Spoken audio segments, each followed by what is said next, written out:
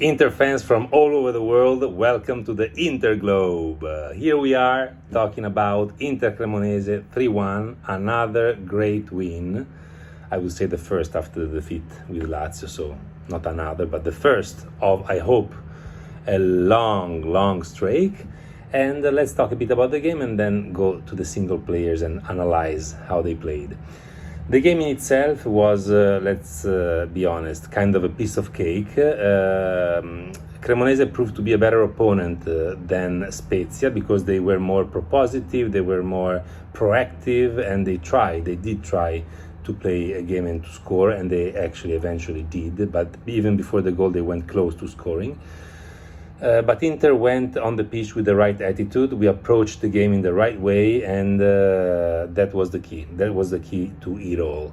We had some good opportunities right in the beginning. I remember this Di Marco's free kick that went this close to the crossbar, and then we scored with a majestic goal, but ironically, it was a goal in counter-attack because Cremonese missed a good opportunity with a corner kick, and then Di Marco started off the play, then Barella, then Dzeko shoots, and Correa makes the tap-in, 1-0. Then Inter kind of loosens itself a bit and plays better even until the end of the first half, but I have to say that also the second goal was something exceptional. I don't know, in this season we've been scoring so beautiful masterpieces so far, and in terms of goals, really nice goals, and this one was one of them. Ball to Çalhanoğlu inside the box, he sees the upcoming Barella, perfect assist, and then wonderful volley from Barella, nothing to do for Radu. Really incredible goal. And after the masterpiece we've seen with Lukaku heading the ball to Lautaro and scoring, I think this one is up to those levels in terms of crafting. 2-0, then we go to the locker room, and when we come back, this is probably the negative note of Inter's game yesterday. 10, 15, 20 minutes where really Cremonese could have scored, and this is not good. It means that we kind of psychologically took it for granted that the game was over, but it was not the case. That's why I was in front of the TV saying, come on, let's score the third one and then, make the substitutions and take it easy, not now. So this is a negative note. Then there was Lauti's goal, which basically closed the game, and then in the very end we suffered and we conceded one goal to Cremonese. But all in all, apart from these 20-25 minutes in the beginning of the second half, I would say a solid, good game played by our team, and let's see how the single players performed. Andanovic started very well. He had a beautiful save on his left, close to the end line. In general, he gave the impression of being on top of his game. The only doubt that I have is on Cremonese's goal. Okay, maybe you wouldn't have catched it, but try, dive. Don't just stay there and look at the ball. Try. What do you have to lose, So this is the only thing, the only criticism that I have against Andanovic, who overall played a decent game. Then we go to Skriniar. Skriniar still not himself, but played a decent game. I really was appalled by his play on Dessers when he missed basically a goal that was done had he gone with a head. Instead he tried to make a bicycle kick, but over there in that play Skriniar was terrible in the first touch of the ball, and also very bad in covering up for his own mistake. So all in all, I wouldn't say that Skriniar's performance is a very good one. Decent, but not a good one. De Vrij is also a player who has some amnesia problems every now and then, and I just don't understand how he can lose his concentration so badly at some times. And even his performance was not up to par. So both Skriniar and De Vrij, we have to improve. Di Marco has a foot that is just so elegant, so intelligent. It's amazing. But at the same time, he has a body structure that doesn't allow him to be as powerful as he would like to be. So there's always this tension between a wonderful style in passing, an effective style, free kicks, corner kicks, and but not only, and this kind of lack of physical stature that damages his performance.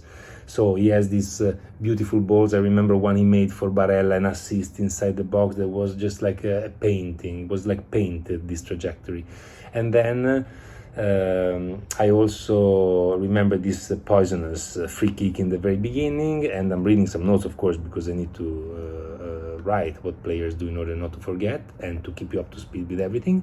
And he was also talking about his physical structure, really, no, I don't want to say humiliated by Cremonese's players, but he's just his weak point,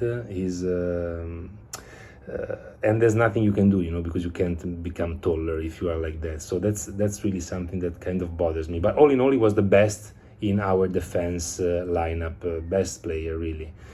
Let's go on the wings. Darmian, pretty solid, ordinary job, nothing special, not enough propositive, not enough proactive on the wing, but all in all, he didn't make any major mistakes, so okay. Dumfries, as always recently, very strong forward and kind of weak when it comes to defending. Forward, he was really good. Again, the right energy, right propositions, right ideas. When he has the ball for too long, he kind of misses the right play. This is his Achilles tendon, Achilles heel. Not tendon, heel, Achilles heel.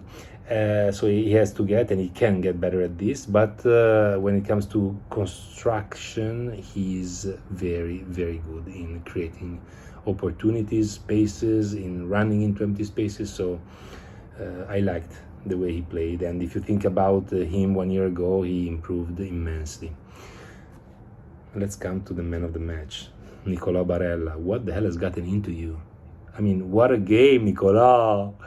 First, you make the cross for Dzeko, who misses, and then tap in for Correa. Then you score one of the most beautiful goals of Serie A, I'm sure, this year, with this amazing volley. And then you also gave the ball to Lauti for his final goal. Apart from this, which would be already very much sufficient, you did a lot of amazing plays. You inspired the other teammates. You didn't complain as much, and you were not as nervous as you were usually in the past, maybe because things were going right for you, but you were just amazing. So Barella, man of the match. Çalhanoğlu, I expect more from him, but he did this nice assist to Barella, and in general he also, defending-wise, was effective in a couple of situations. Nothing else to add about him. Brozovic, as we mentioned in the pre-match, he has been asphyxiated by a man marking him man-on-man all the match. So he didn't do the usual passes, the usual illuminating passes, I would say. He just, made sure that the game was developing, but nothing special in that sense. He was late in covering on Cremonese's goal, and in defense in general he was too light in his intervention. So he has to review this and to be better at it. And he also finalized one of the best plays of the game again. I don't know how many players touched the ball in how few seconds, but then he got the ball right close to the goal, and instead of giving it out to Dzeko to finalize another masterpiece, he tried to shoot himself, and the shot wasn't special. Then he was substituted, so little by little he will grow, but he's not there yet. Correa scored the goal, showed a bit more drive than usual, so I would say that his performance also is positive. Second best man of the match, Dzeko. The movements. He dictates to his teammates all the passes that they have to make. He's amazing. He's really, really valuable and intelligent and forward-thinking. So Dzeko, really good. He didn't score, okay, and he could have, but in terms of the architecture of the game, he's also a master. And so that's it for the starting lineup. Then we had the substitutions, and we talk about Inzaghi. Inzaghi, I would say good grade, because he prepared the game well. He, for me, took out Correa, and I wonder if he should have taken out Dzeko, because for the fact that we don't have Lukaku now on the squad, we need Dzeko desperately, so he can't rest much. So in a game like this, I would have probably substituted him, not Correa. But this substitution of Correa tells me that probably Inzaghi has a Lautaro-Correa duo in mind for the match with Milan, for the derby that's coming up. We'll see. I would have substituted and put on the pitch Gosens and Aslani earlier. Gosens, because we know he needs confidence, he needs to gain confidence. Aslani, because I just want to see him play, I don't know him very well. And Bellanova as well. On Aslani, I have to say that one thing that I didn't enjoy particularly is, yes, okay, he shows personality by asking for the ball and by indicating to his teammates where to pass it, but I don't like the way he uses his arms. He's kind of demanding the ball in a very nervous way. And, you know, you're 20 years old, first time on the squad, so, okay, personality, but I would behave a bit better. But you know, nothing major. Just a note, something that I noticed yesterday. That's it. If you enjoyed this video, please punch the like button, subscribe to my channel, and we'll see you soon for the pre-match of the derby. Inter-Cremonese 3-1. Dear Inter fans from all over the world, talk to you soon on the Inter Globe. Ciao.